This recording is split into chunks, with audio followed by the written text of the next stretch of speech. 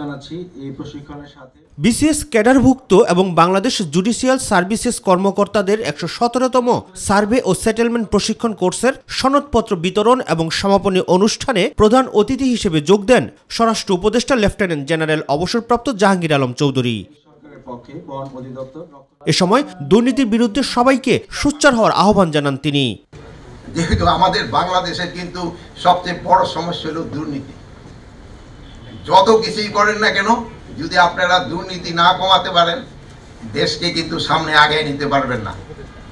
আপনারা এই নতুন প্রজন্ম আপনারা যাচ্ছেন, আমি আপনাদের কাছে আশা করব আপনারা এই সমাজের বিভিন্ন স্তরের থেকে এই দুর্নীতিটা কমিয়ে আনবেন।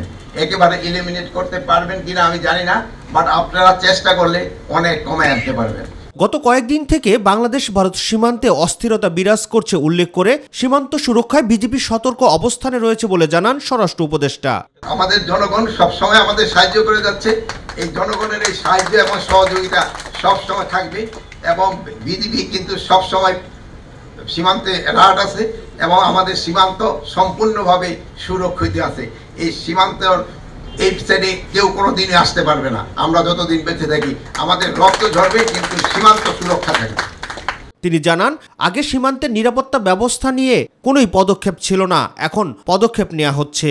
আগে যেহেতু কোনো পদক্ষেপ ছিল না, এই জন্য কোনো রকম বর্ডারে কোনো কিছু হয় নাই।